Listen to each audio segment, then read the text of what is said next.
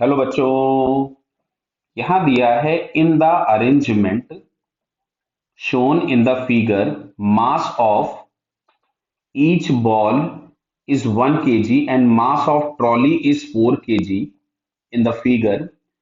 Shell of mass 1 kg moving horizontally with velocity 6 meter per second collides with the ball and get stuck to it. Then maximum deflection of the thread from the vertical edge. तो सबसे पहले समझो, यहाँ पे जो आपके पास ये shell या बुलेट दिया गया है, ये जब ब्लॉक से कोलाइड करेगा और उसके अंदर रह जाएगा तो कोलिजन हुआ परफेक्टली इनइलास्टिक। क्लियर है? तो अभी अगर हम लोग यहाँ पे जस्ट आफ्टर कोलिजन अगर देखें तो मोमेंटम अगर हम लोग पहले चेक करते तो मोमेंटम हम लोगों के पास हो जाएगा।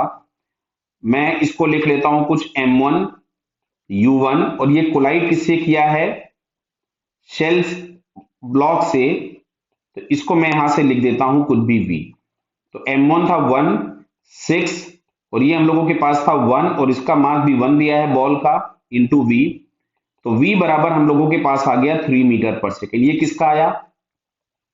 ये हम लोगों के पास आया ये बॉल ए और ये जो बुलेट है। मतलब अगर मैं जस्ट आफ्टर कोलिजन का डायग्राम बनाऊं तो जस्ट आफ्टर कोलिजन का डायग्राम कुछ ऐसा बनेगा। ध्यान से देखिए। और अभी इस ट्रॉली को पता भी नहीं चला होगा कि कोलिजन हो गया। क्यों? क्योंकि जो टेंशन होगा वो वर्टिकल डायरेक्शन में एक्ट होगा, हॉरिजॉन्टल में कोई भी फोर्स है नहीं।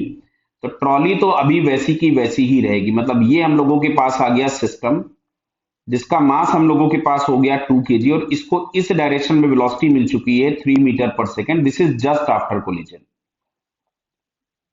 बराबर है बेटा? अब आपसे क्वेश्चन में ये पूछा गया है कि what is the maximum deflection. अब ध्यान से सुनो होगा क्या। अब जब ये बॉब आगे की तरफ में मूव करेगा, समझ में आ रही है? जैसे ही बॉब आगे मूव करेगा ये स्ट्रिंग टिल्टेड हो जाएगी।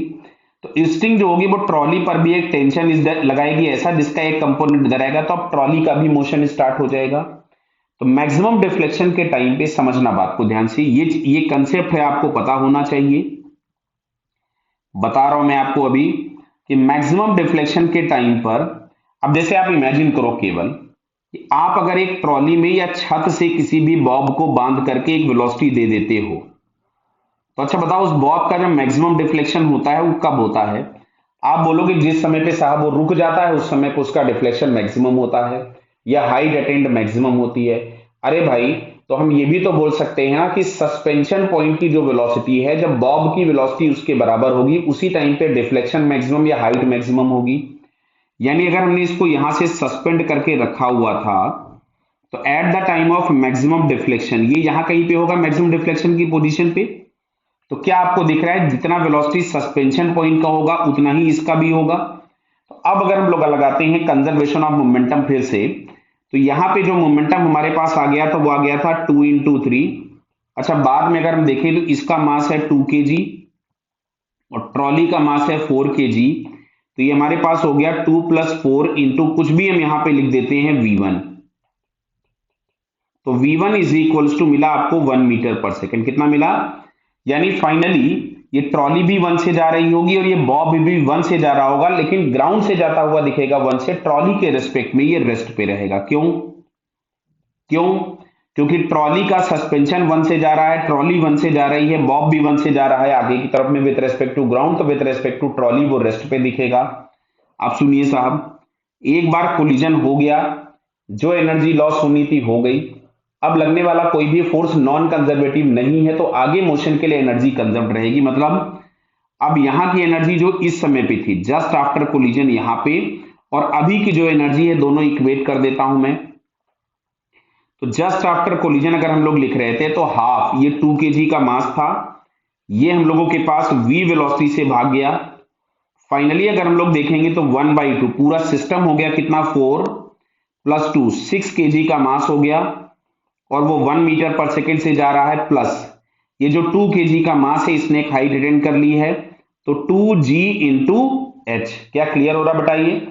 इस 2 से 2 कैंसिल हो गया, v की जगह हम यहाँ पे 3 पुट कर देते हैं तो मिल गया 9 इज इक्वल टू, ये हम लोगों के पास हो गया 3।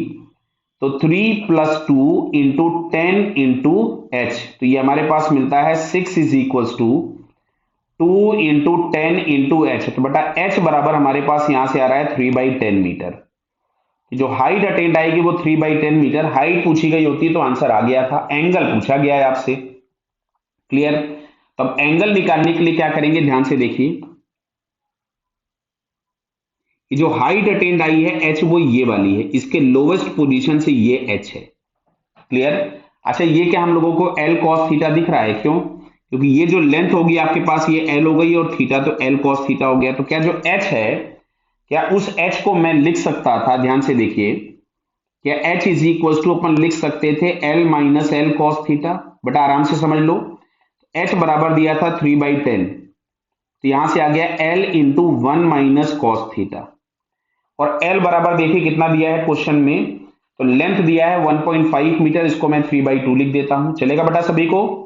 तो मैंने यहां से लिखा 3/10 is equals to 3/2 into 1 - cos theta.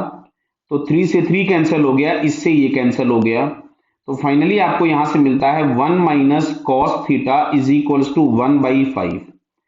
तो बेटा cos theta is equals to आपको मिलेगा 1 - 1/5, जो कि हो जाएगा 4/5। अच्छा, cos theta is equals to 4/5 तो बताने की जरूरत नहीं होगी कि theta is equals to 37 degree हो जाएगा। क्लियर? सो फाइनली यहां से हमारे पास 37 करेक्ट आंसर आ रहा है, मैक्सिमम डिफ्लेक्शन, जो कि हम लोगों को यहां पे सेकंड ऑप्शन में दिया है। So it's second answer is correct. Clear बेटा? Okay, all the best.